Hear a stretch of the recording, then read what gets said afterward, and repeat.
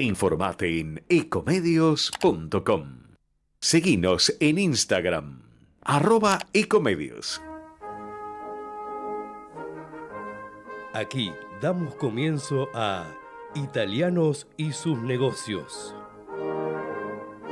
Un programa dedicado a la promoción de negocios de empresas italo-argentinas, a las oportunidades comerciales procedentes de Italia, inversiones, productos, música, entrevistas y buenos negocios. Promueve la Cámara de Comercio Italiana en la República Argentina. Con la conducción de Francisco Tosi y la producción general de Arturo Curátola.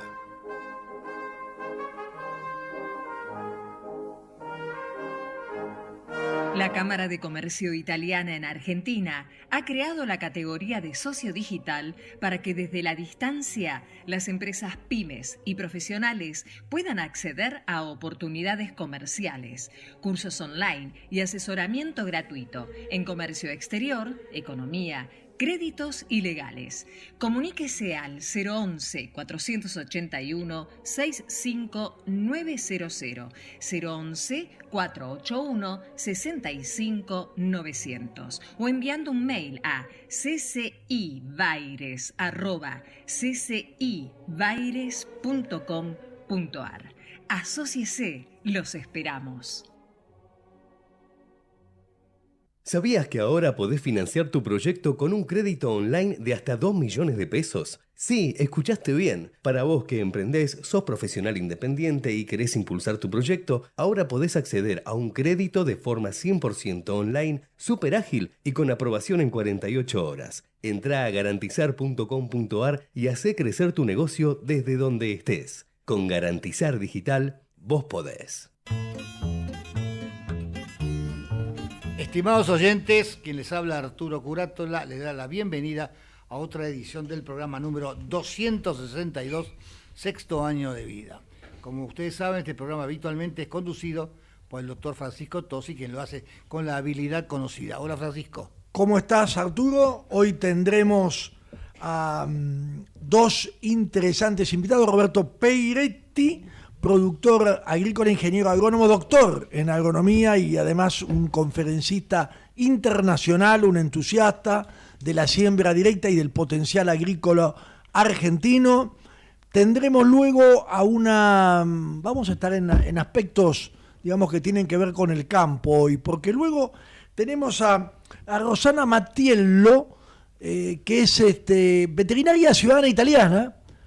Y bueno, hoy que estábamos tratando de comunicarnos, me dice, no, mira, llámame dentro de un rato porque tengo que operar a un loro, justamente. ¿Qué lo tiró? Así que es cirujana veterinaria y la verdad que, bueno, 41 años de experiencia en la universidad, tanto de Buenos Aires como otras de la Argentina, una ductilidad y capacidad para trabajar justamente en los aspectos más delicado, que es la veterinaria de animales exóticos, que es la cirugía, porque obviamente no siempre la anatomía y la fisiología de estas especies está debidamente relevada e informada. Así que un programa amplio. Hemos estado en la provincia de Corrientes la semana pasada con la Cámara de Comercio Italiana en la Argentina, seguramente Claudio Farabola, que como siempre va a ser la agenda en el cierre del programa. Claudio Farabola, director ejecutivo de la Cámara de Comercio Italiana en la Argentina, y la verdad que nos hemos encontrado con una provincia pujante, con sociedades comerciales con empuje, inclusive con un grupo de gente joven realmente interesante porque trabajan con espíritu regional, es decir, ellos no están más viendo solamente a Buenos Aires como inversiones para hacer fuera de Corrientes, sino que miran para el oeste y para el norte, o sea, para el Paraguay, para la provincia de Santa Fe, Chaco, y la verdad que manejan instrumentos financieros ya sofisticados. Hay una bolsa de comercio en Corrientes, pero que trabaja con un agente de la ciudad de Buenos Aires, del mercado de valores, y ellos hacen transacciones nacionales e internacionales desde allí, hacen proyectos de inversión que son además en gran medida inmobiliarios. Es increíble cuando uno cruza el puente entre Resistencia y Corrientes, ver la cantidad de edificios que hay y que están creciendo día a día en esa costanera de Corrientes que es tan linda. Pero, Arturo, no sé si te parece, le pedimos a Ludmila Cavalieri que nos diga cuáles son las repetidoras. Adelante, Ludmila. Bueno, le recordamos a la audiencia que además de escucharnos a través de Ecomedios AM 1220, nos pueden escuchar, por ejemplo, si están en la ciudad de Mar del Plata, a través de Radio Brisas, los viernes a las 21 horas, en FM 98.5, en Pinamar FM 88.9 y en Tandil FM 94.3. Si están en la provincia de Corrientes, nos pueden escuchar a través de Radio Sudamericana los viernes a las 22 horas, a través de el FM 100.3. Los lunes a las 20 horas en Radio La Luna, AM 1140, en zona norte de la provincia de Buenos Aires. Los lunes a las 21 horas en Radio Tandil, en AM 1140 y en FM Galáctica 97.1.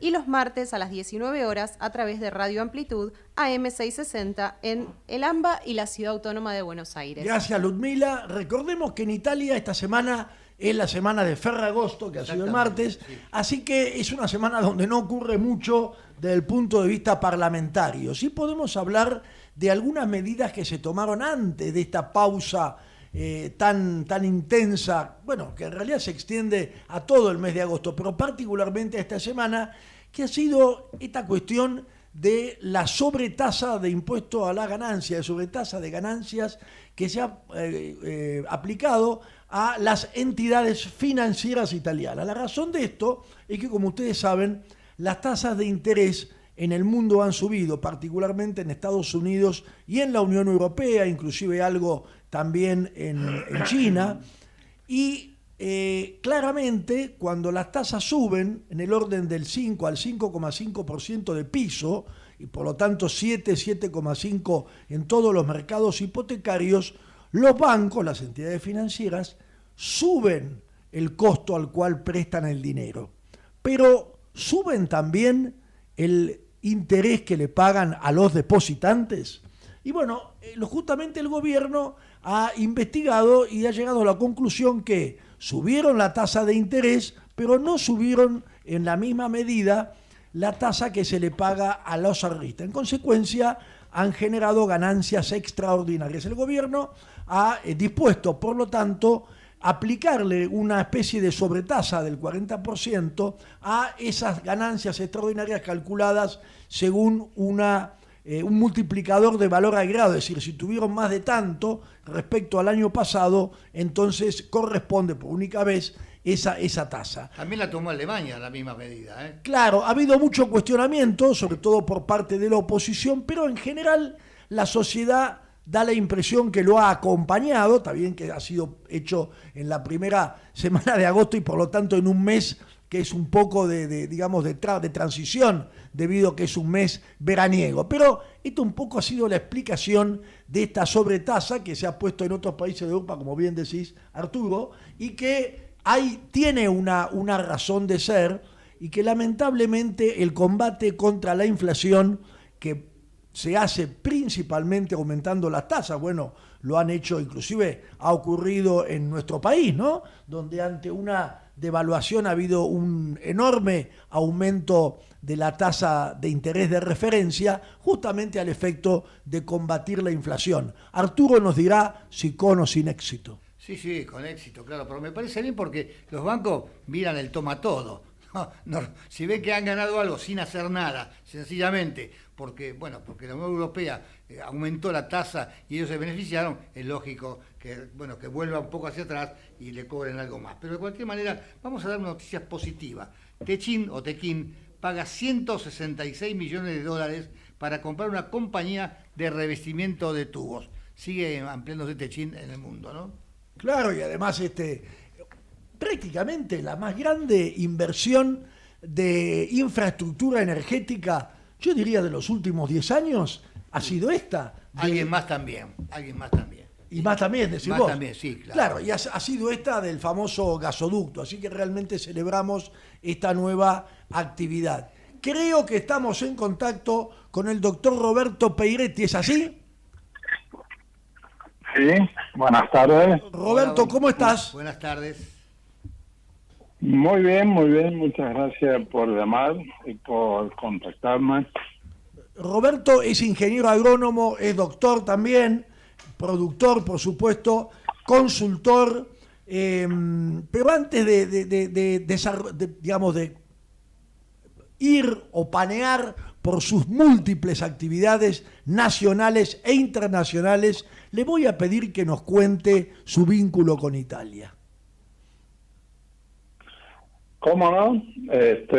Bueno, en primer lugar, agradezco nuevamente por el llamado y desde dónde proviene el llamado, o sea, orientado hacia las raíces italianas, que llevo muy adentro mío, dado que soy descendiente de italianos.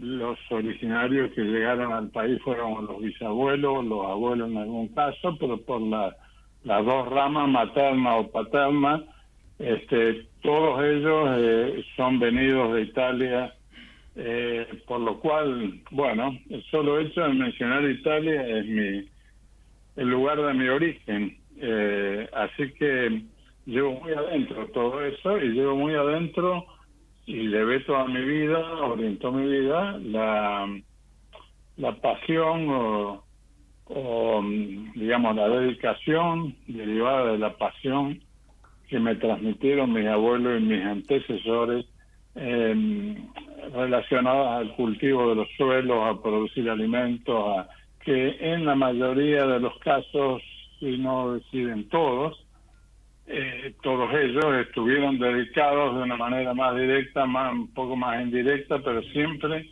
muy ligados a la tierra, al suelo, a la producción, al terruño. Ellos venían de Así que, Piemonte, bueno, ¿no? Sí, una parte de la familia paterna, más vale venía de Piemonte, y la parte materna, o sea, mis abuelos maternos, eran más vale de la zona del Véneto. Así que... Siempre en el norte de estamos Italia, en hablando. todos los casos. Sí.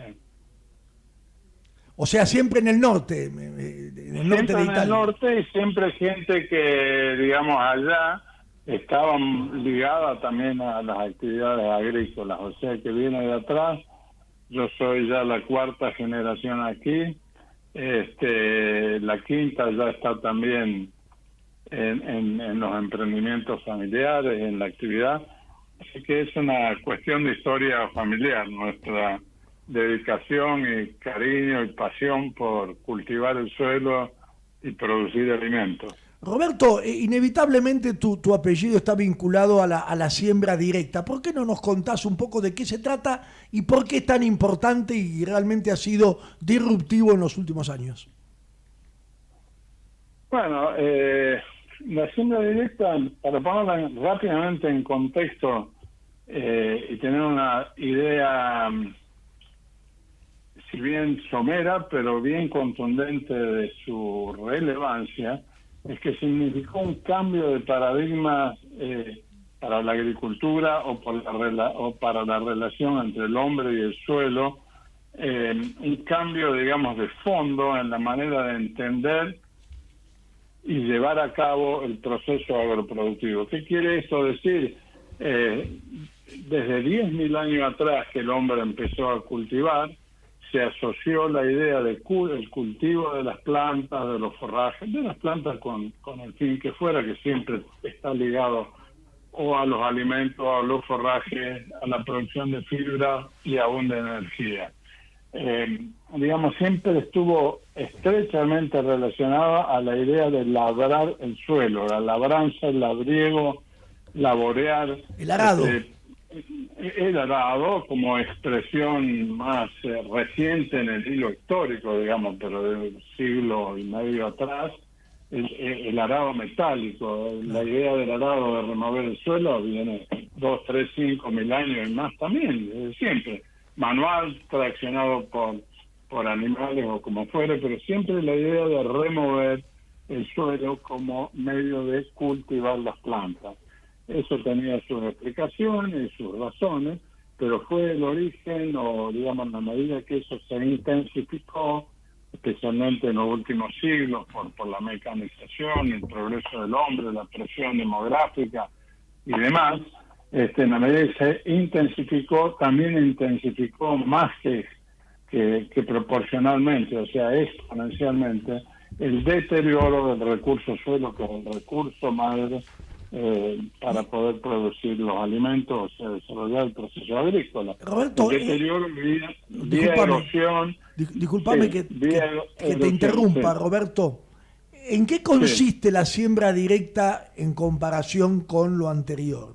¿Cuál es la novedad? Bueno, aquí, sí, perfecto, es muy oportuna la pregunta para terminar de clarificar. Aquí viene lo que yo llamo el cambio de paradigma, porque 10.000 años, agricultura, producción de las plantas, labrar el suelo, igual a labrar el suelo, hasta el labriego era la persona relacionada.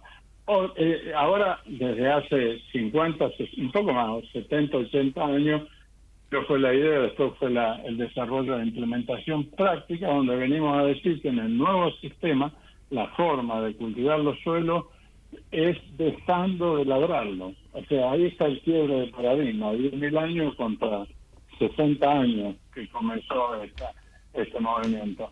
Dejar de labrar los suelos. O sea, el sistema de siembra directa está basado en 3 pilares mayores, que son la ausencia de labranza o dejar de labrar, mantener los suelos cubiertos por rastrojos o por plantas vivas que cumplen la función, digamos, de producir alguna de las cosas que otorga la agricultura, alimentos, forraje, fibra o energía.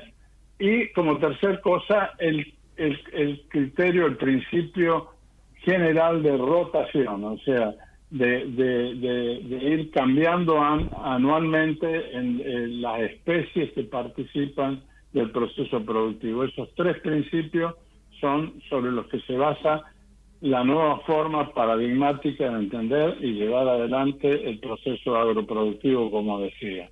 Es un cambio absolutamente de fondo y abandona la idea de explotación de los suelos y de los recursos. La abandona, pero no por una cuestión de pensarlo así, sino que llevarlo a cabo en la realidad. ¿Sí? Se abandona la idea y la realidad de explotar el recurso para pasar a utilizar sustentablemente y aún en forma mejoradora al recurso suelo, que vuelvo a repetir, es el recurso madre del proceso agroproductivo proveedor de los alimentos de la humanidad. Claro, lo transforma en renovable de alguna manera, ¿no? Lo transforma en renovable o al menos en sustentable, o sea que lo que hacemos hoy no esté en detrimento de lo que se pueda hacer mañana o pueden hacer las nuevas generaciones.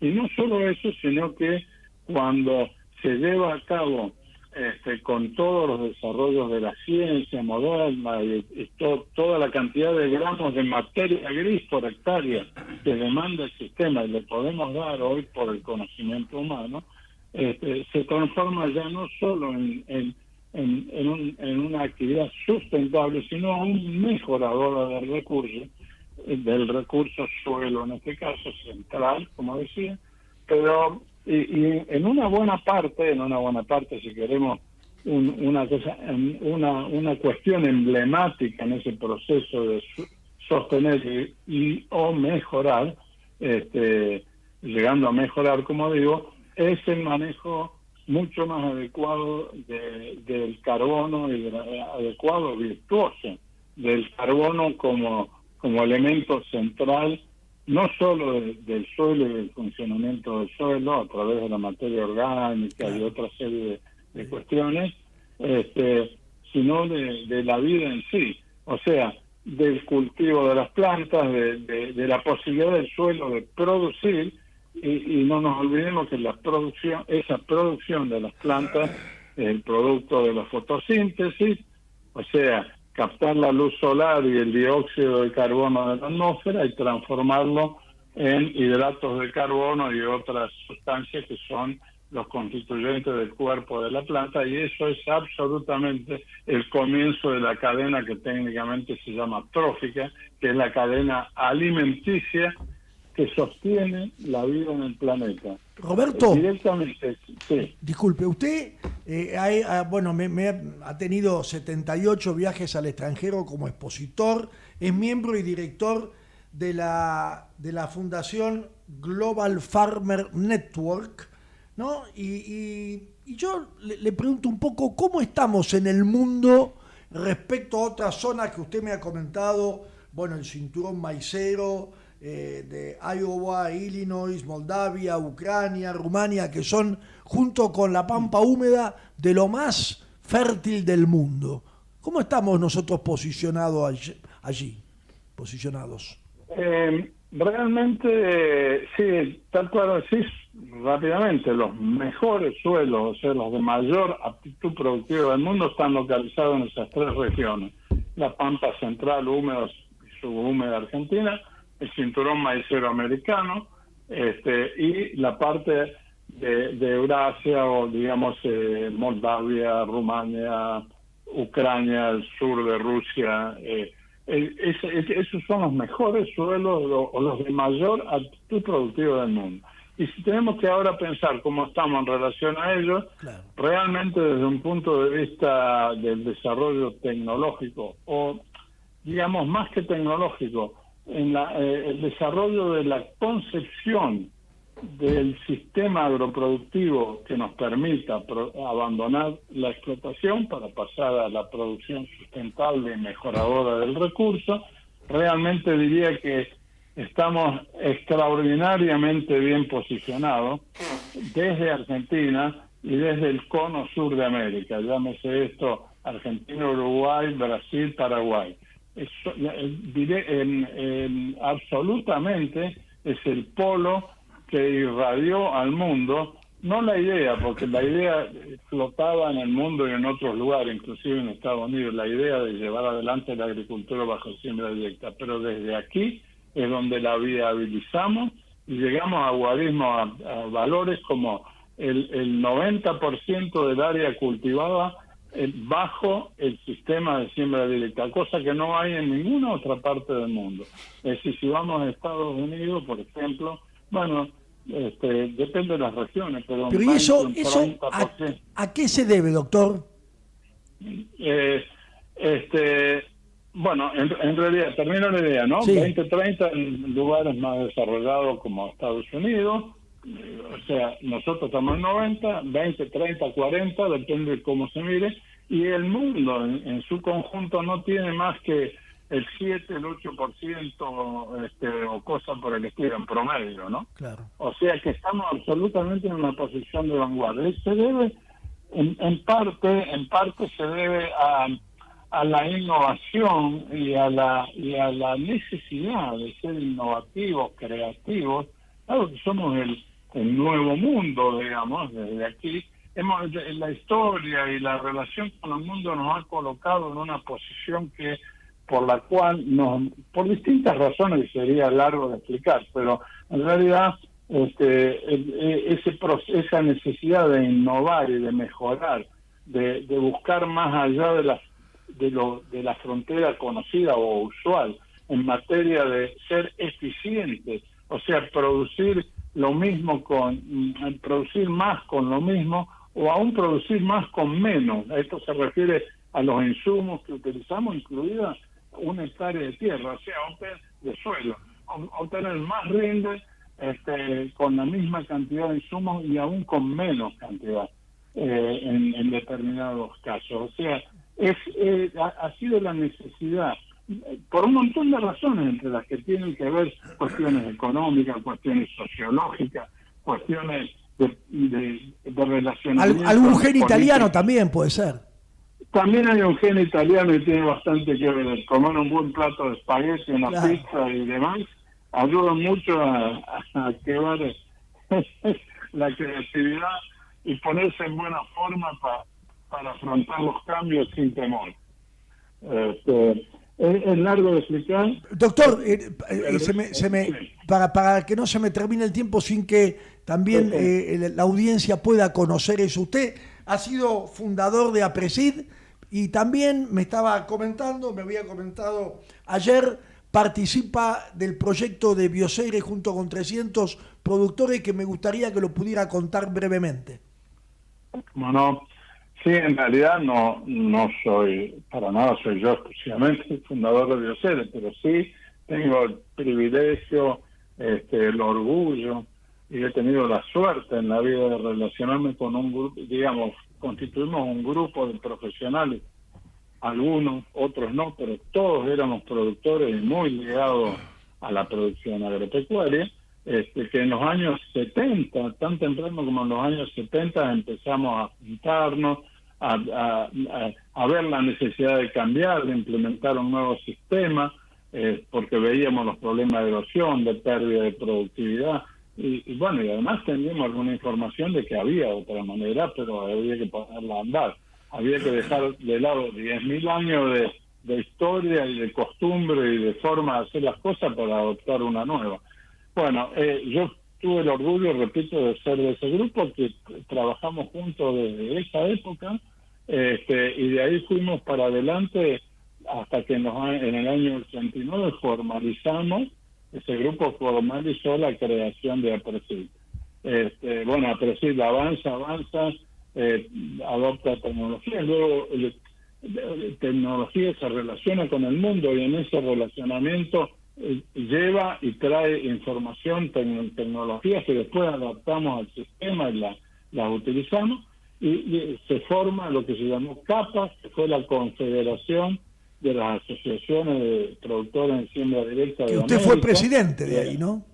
Yo fui presidente, tuve el honor de ser presidente por 2 periodos de esa institución, y luego, a poco de andar, no muchos años más, vimos la potencialidad de la biotecnología y la cantidad de beneficios que nos podía traer, y ahí fuimos a poner fuerza y empeño y empuje y un sueño común, digamos, nos llevó a que en el año 2001 finalmente, después de un proceso también que duró varios años, nos llevó a un grupo de 20 y pico productores dentro de ese grupo original a fundar lo que hoy es Bioceres, y que luego siguió creciendo y hoy es digamos es propiedad de más de 300 productores, en general una compañía muy muy atomizada y muy imbuida, muy cercana, muy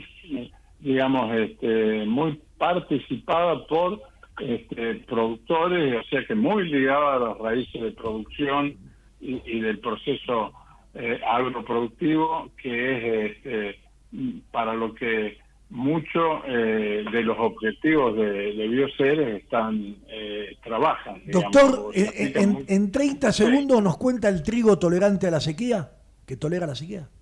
El trigo tolerante a la sequía, al igual que la soja, es un desarrollo emblemático de Bioceres, único en el mundo, primer trigo en el mundo que logrado por el traspaso de un gen del girasol al trigo, y lo mismo de ese gen de girasol que se llama HB4 puesto en la soja, le otorgan la propiedad única de ser capaz de tolerar mejor los episodios de sequía o de restricción hídrica, de una provisión subóptima del recurso hídrico. Frente a esa situación que es tan común en la agricultura, lo que logra la acción de este gen es amortiguar los daños, o minimizar o reducir los daños que esas situaciones de estrés hídrico generan en el cultivo. Por lo que realmente es un progreso enorme y de una potencialidad extraordinaria, no solo para la agricultura de Argentina, para la agricultura mundial y para la humanidad en su conjunto. No olvidemos que el trigo es el principal y más antiguo cereal consumido y producido. Claro, para el pan. Mire, le agradecemos muchísimo, doctor Roberto Peiretti, y bueno, le digo la verdad, muchas gracias por este gran aporte científico técnico a lo que es el desarrollo de la agricultura para la alimentación, no de la Argentina, sino del mundo. Muchas gracias, doctor. No, por favor, gracias a ustedes y repito, muchísimas gracias por reactivar mis raíces con Italia. Muchas gracias por el aporte, gracias. Vamos al corte, por favor.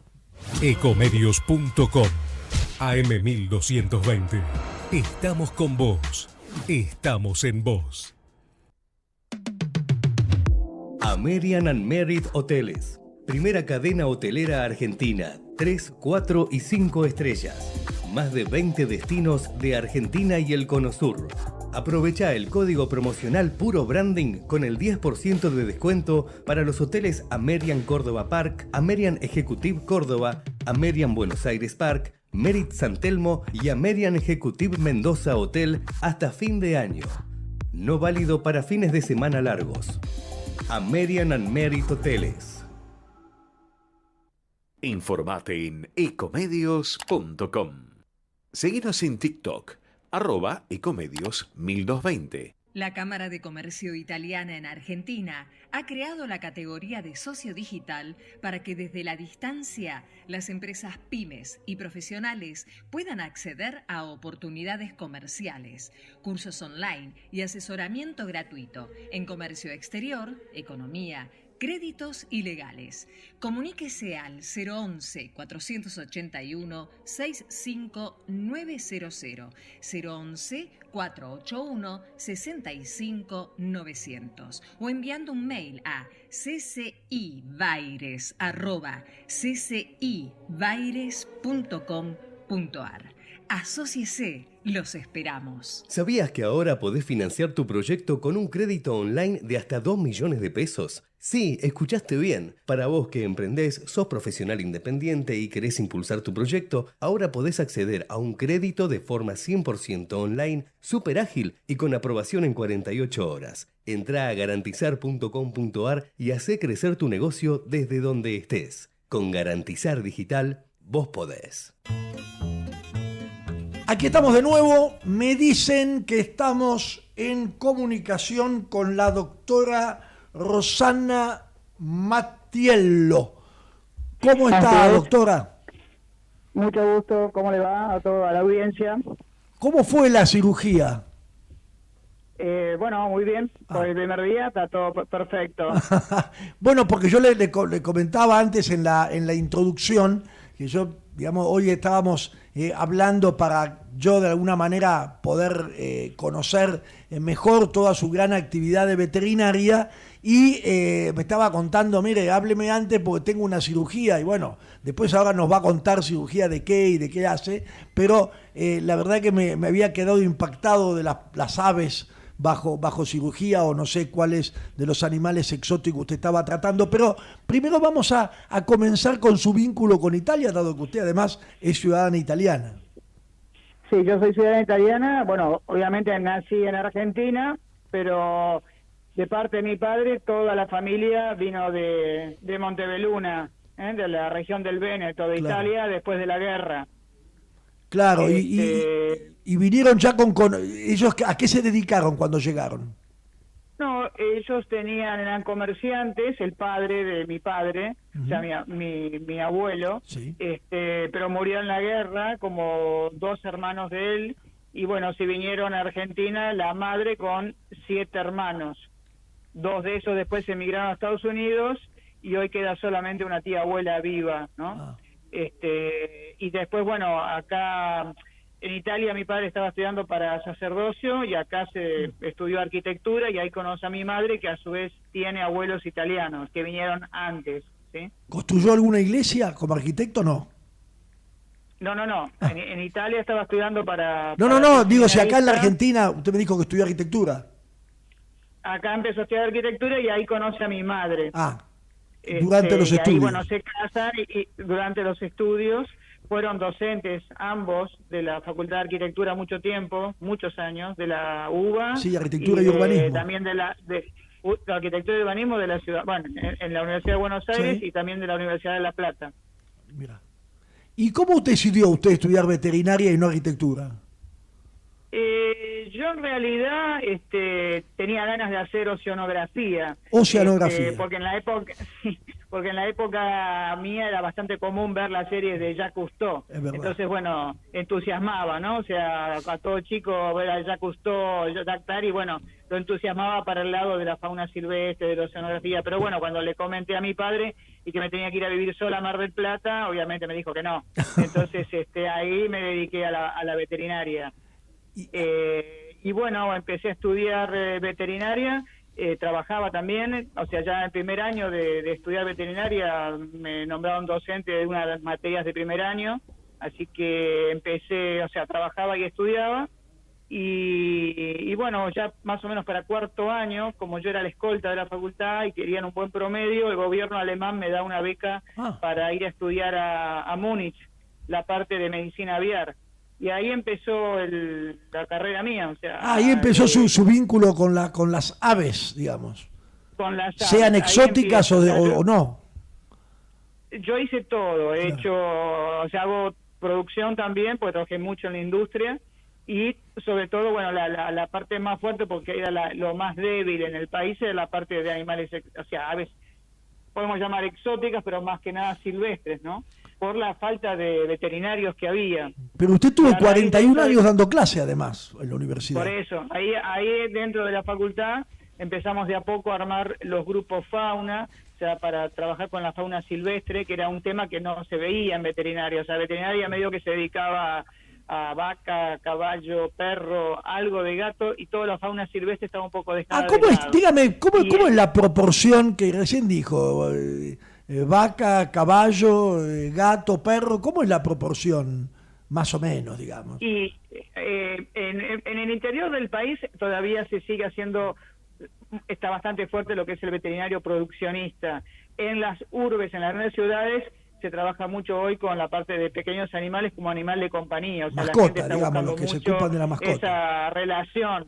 Sí, más de mascota. Claro. Y después, bueno, cuando empezó a surgir, qué sé yo, el Discovery, Animal Planet, y qué sé yo, bueno, mucha gente se volcó también a los animales un poco más... O sea, su vida profesional está relacionada con los medios. Primero de Cousteau, después Animal Planet, ¿está bien? Siempre fue un poco relacionado a la fauna. Claro. Y bueno, creo que de a poco fui metiendo en todas las facultades las materias relacionadas a fauna silvestre. No es que me lo atribuyo a mí, pero bueno... Lo desarrolló bastante.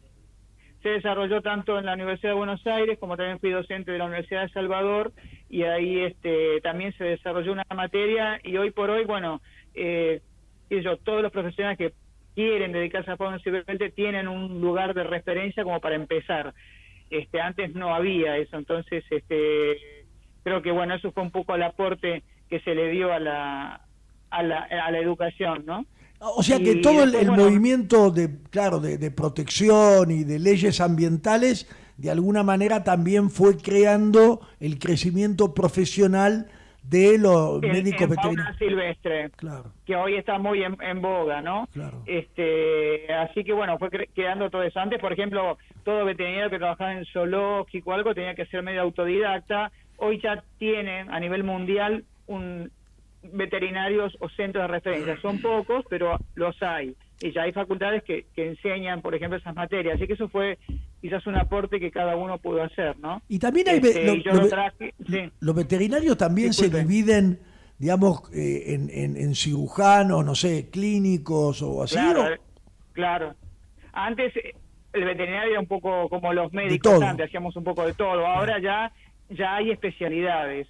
O sea, uno es un médico clínico, pero bueno, se especializa en dermatología, neurología, anestesiólogo, cirujano, o sea, ya hay especialidades. Acá todo, pues yo digo, mi compañero en el piso, ¿no? Arturo Curátola, tiene una pregunta específica. ¿Cómo está, Rosana? Buenas tardes. Mucho gusto. Nosotros somos propietarios de una reserva Don Carmelo en San Juan, donde es asilo abierto. Y bueno, es una reserva muy importante donde hay camélidos, en fin, toda la fauna autóctona del lugar. Así que está invitada cuando quiera ir a visitar la reserva. Hay instalaciones que la pueden recibir y bueno, es algo muy atípico. Reserva Don Carmelo. Búsquela en internet, va a ver que son una extensión muy importante. Ya no es tan atípico. Hay mucha gente que está buscando ese tipo de lugares o incluso para liberar animales o O sea, hay muchos movimientos de activistas que tienden a proteger la fauna silvestre, ¿no? En este caso está administrado por la Universidad Nacional de San Juan, el CONICET y después de IMPRES, claro. O sea, que está, digamos, un centro de investigación. Todas este tipo de actividades ya hoy son multidisciplinarias, no lo puede manejar un veterinario, involucra veterinarios, biólogos, ambientalistas, o sea, es gobiernos también que apoyen, o sea, guardaparques, o sea, es toda una... Es multidisciplinario ya, Dígame, el manejo de reservas, de ambientes naturales, claro. todo eso es sí. Dígame, doctora, y usted, por ejemplo, que también es cirujana también, ¿no? O principalmente, ¿tiene...? No, bueno, no. O sea, nosotros como realmente el veterinario de animales silvestres muchas veces hace un poco de todo porque no hay mucho... Y más si está claro. trabajando en medio del campo. Yo estaba ahora en la región en el pueblo de San Cosme, en esa afuera de San Cosme, en la provincia de Corrientes, en Corrientes. A ver, lo que yo le hablaba de la cirugía acá es porque esto es un criadero, Corrientes Loro Parque es un criadero muy grande, es el criadero más grande de Sudamérica, y todo lo que es el sexado de los reproductores, como las aves tienen las gónadas, o sea, testículo, ovario, dentro de la cavidad abdominal, no se evidencian como los mamíferos que tienen o mamas o testículos en un escroto. Hay que, por endoscopía, hay que entrar dentro de la cavidad abdominal y observar si hay un testículo o un ovario, sobre todo en citácidos que no tienen dimorfismo sexual. Entonces, para armar las parejas de reproductores, usted tiene que saber si es un macho o una hembra, y si ese macho, por ejemplo, es maduro, para estar con una hembra madura o no, porque si no se pueden pelear y hasta matar. O sea, yo no sé si entendí todo bien porque usó algunas palabras medias difíciles, por lo menos para mi escasa formación, pero esas aves no se reproducen naturalmente, entonces. Sí se reproducen, lo que pasa es que usted tiene que armar parejas. Muchas no se reproducen en colonias. Hay aves que se reproducen en colonias y se arman las parejas solas, sobre todo aves pequeñas, claro. Pero los citácidos grandes, guacamayos, todos, generalmente arman parejas más solitarias. Entonces, usted no puede mezclar, por ejemplo, 2 machos con 2 machos, pues se matan. Claro. O 2 hembras con 2 hembras. Entonces tiene que saber qué sexo es. Hay 2 formas de sexarla. Una es por ADN, o sea, se saca sangre o plumas para saber el sexo, pero a veces falla porque, o sea, no todas las aves usan los mismos... ¿Cómo hace para sacarle sangre a una ave? ¿Tiene que dormirla? ¿Cómo hace? No, se puede dormir si no tiene experiencia, pero con un buen manejo se puede sacar yo saco generalmente de vena yugular y si no de vena del ala, no... depende la expertise de cada uno. Diga que esto es radio, usted no nos puede ver, pero nos estamos mirando con cara así medio de miedo, ¿no? Porque usted le acierta ahí a la yugular, así lo ve y la agarra. Sostiene al loro y para mí es relativamente fácil. Lo envuelvo en una toalla, sostengo al animal y del cuello es fácil sacar de la yugular. Para mí, por lo menos. Claro. Dígame, doctora, y un poco para terminar, por supuesto que nos gustaría alguna vez tenerla aquí en el piso, en el estudio, y hablar así de algunos casos, porque realmente quedé medio impactado. Pero para cerrar, ¿cómo estamos en el mundo en cuanto a conocimiento sobre los animales exóticos? ¿Estamos bien? ¿Estamos atrasados? ¿Adelantados? A ver, hoy el mundo está muy globalizado, así que si uno quiere, puede acceder a la información que hay en el mundo, lo que a veces no tenemos los recursos que tiene el resto del mundo. Claro. O sea, en aparatología, en un montón de cosas, a veces nos falta. Entonces, trabajamos a veces con menos recursos, pero bueno, quizás a veces un poco más artesanal, pero en cuanto a conocimientos, hoy prácticamente no hay barreras para el conocimiento. Cosa que en la época que yo empecé, sí. Lo había, tenía que ir a buscarlo. Al libro, tenía que ir a consultar la revista o el libro. A los libros, o ir a ver los especialistas. Yo fui 3 veces a Alemania, fui una vez a Estados Unidos, ya me pagaba todo yo, juntaba plata y me iba a aprender, porque bueno, no estaba globalizado hoy. Por ejemplo, se une a alguna sociedad o algo y el material le llega. Claro. Pero una cosa es que le llegue lo teórico, otra cosa es que le llegue la práctica. O sea, son 2 cosas distintas. Acá no, o sea, hay que juntar las 2 cosas. Como en todo, ¿no? O sea, por supuesto. Doctora, yo le agradezco muchísimo su tiempo y aparte su paciencia para buscar un lugar con buena conexión. Hemos tenido realmente una conexión muy buena, se ha escuchado perfectamente, así que le agradezco y espero tenerla en algún momento aquí en el piso, así le hacemos algunas preguntas también sobre lo que es, no necesariamente lo exótico, sino un poco las regulaciones, cómo funcionan y lo hacemos saber a nuestra audiencia. Muchas gracias y que tenga un buen regreso. Bueno, muchas gracias a ustedes por contactarse. Gracias. Adiós. Gracias. Fue la doctora Rosana Matiello, ¿no? Exactamente, italiana. Veterinaria. De ciudadanía italiana, aunque nacida claro. aquí en la Argentina, pero realmente un desarrollo de digamos, del cuidado veterinario de animales exóticos que ahora vamos a compartir con Claudio Farabola, director ejecutivo de la Cámara de Comercio Italiana en la Argentina. ¿Escuchaste algo, Claudio? Sí. Lamentablemente cuando fuimos Corrientes no vimos ningún ave exótico. Bueno, Estuvimos pero encerrados 3 días ahí haciendo reuniones. Pero ¿te acordás que cuando estábamos en La Escondida había un tucán? ¿Te acordás? Es verdad, eso sí. Es la única cosa que vimos. Esto lo quiero destacar públicamente, porque siempre cuando uno dice van de misión a tal lugar se imaginan quién sabe qué, y no, la verdad es que se trabaja mucho más de lo que se hace en una oficina, pero la verdad muy buen éxito. Es muy interesante el tema de los animales, de la recuperación de la flora y la fauna.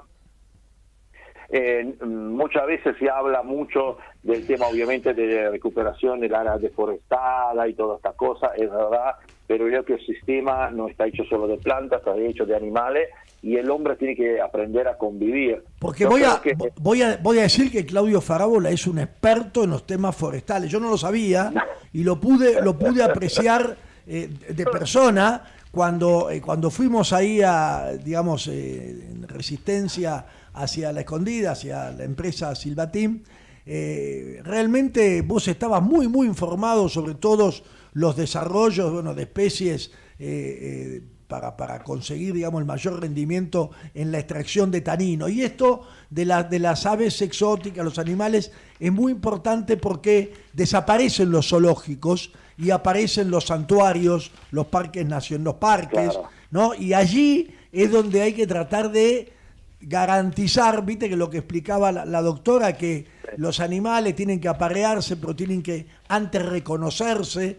Entonces tiene que ser espacios muy amplios y a su vez intervenciones muy rápidas.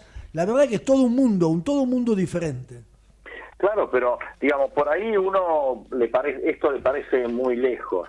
Y después, no sé si la audiencia y ustedes se acuerdan, apareció de golpe el tema de los carpinchos, claro, que invadieron los delta, claro, o otra cosa, los jabalíes que estuvieron en Roma, o los albatros que están en el Vaticano, y uno dice, ¿cómo es esta cosa? ¿Por qué los animales están acá?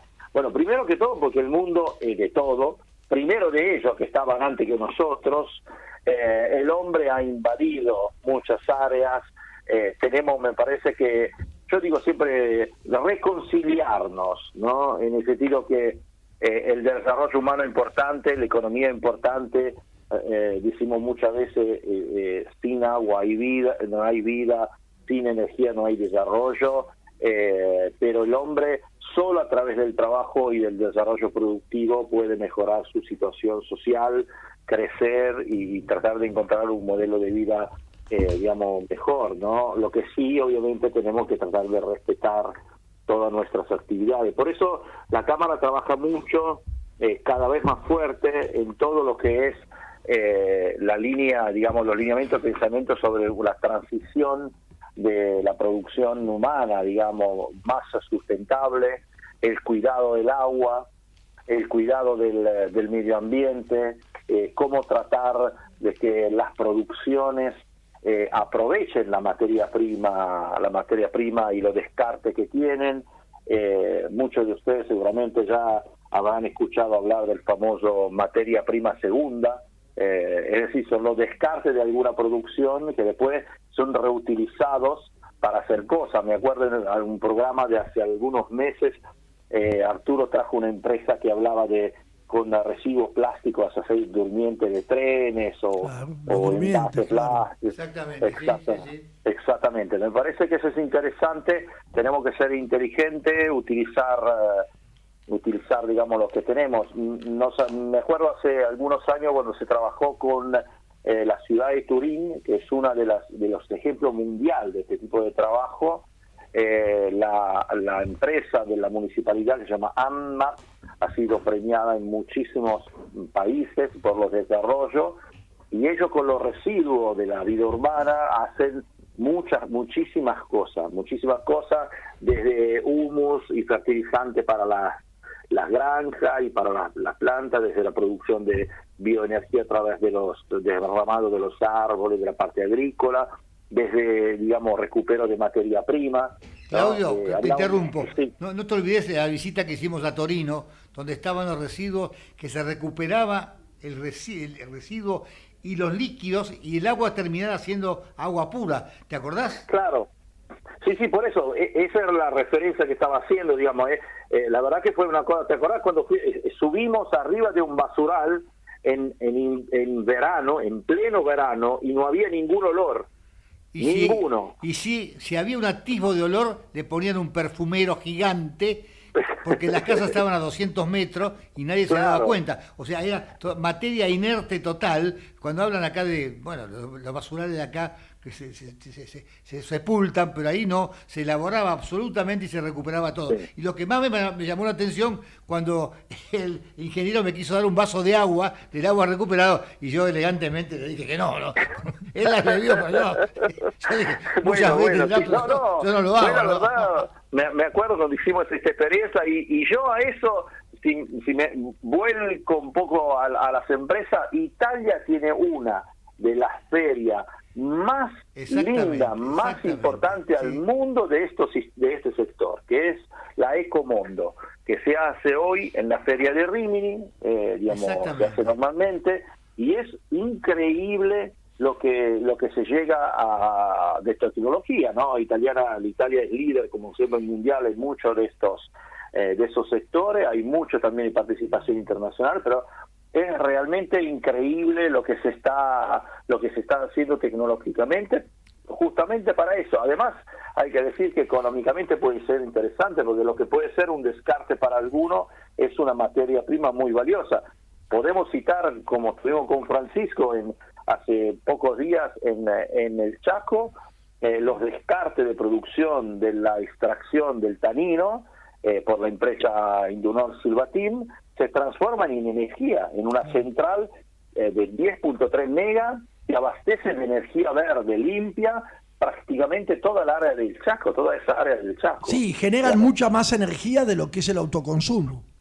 Claro, sí. Y eso sirve para que eso no se subraya mucho, pero operaciones como esa lo que hacen es dar seguridad energética a la zona, en particular a esas zonas rurales. Hoy hablábamos, por ejemplo, con el vicepresidente de la Cámara Inmobiliaria, Iván Montanaro, de Calara, origen obviamente italiana, encima de Potenza, nos comentaba que todos los desarrollos inmobiliarios que se están haciendo, en particular en las afueras de Corrientes, que está cada vez más creciendo y tomando desarrollo económico, etcétera, tienen problemas obviamente de desarrollo de las infraestructuras, del tema del manejo del agua, electricidad, telecomunicaciones, etcétera. Entonces hay que pensar hoy a cualquier desarrollo integral, digamos. Son temas muy muy interesantes. Yo digo siempre en eso, la tecnología existe, ya está.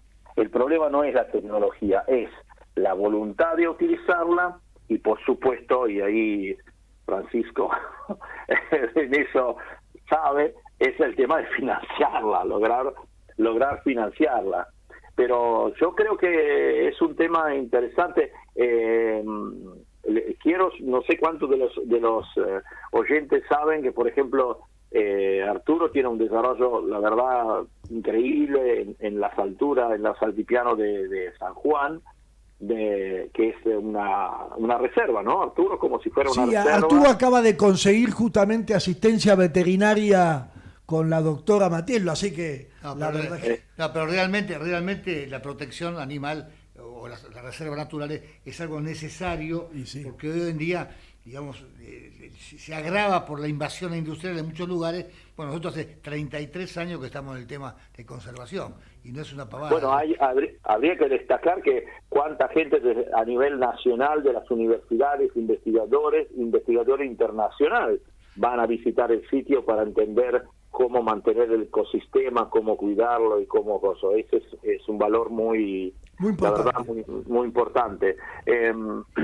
Arrancamos así porque fue un día muy complicado y no nos queríamos meter directamente en los temas que digamos que nos complica todos los días. Quería darle alguna buena noticia, ¿sí, Román? Adelante, que estamos en los últimos 2 minutos. Estaba aplaudiendo, dale. Bueno, los oyentes saben que la Cámara de Comercio está trabajando de hace un año y medio con el Hospital Italiano, en particular con el Instituto Universitario de Investigación y Transferencia Tecnológica, a través en colaboración con el profesor Bascanelli, y justo en estos días acabamos de publicar en el boletín una actividad muy interesante. Ellos están tratando de promover que los jóvenes estudiantes de último año de la carrera de farmacia y bioquímica puedan, digamos, participar de actividades de capacitación como si fueran stage en las empresas, en particular en el sector alimentar, como en el sector farmacéutico, para que aprendan los procesos de calidad, cómo manejar los alimentos, cómo manejar los procesos de desarrollo biotecnológico, etcétera. Nosotros creemos que en línea con los objetivos de mejorar la calidad de alimentos que ingerimos y del nivel de vida, hay que meter cada vez más atención al cuidado en la producción de alimentos, en el transporte, en el consumo, etcétera. Así que la verdad es un tema interesante. La Cámara acogió la propuesta del doctor Bascanelli con muchísimo gusto, y encima le sumamos a que estos jóvenes, por ahora son 12, si estos jóvenes, digamos, las empresas encuentran buenos profesionales, seguramente los apoyaremos con nuestro ya querido programa Fénix para que puedan, digamos, tener una pasantía remunerada de un plazo más largo y puedan, ojalá, encontrar su trabajo en lo que les gusta. 10 segundos, Claudio.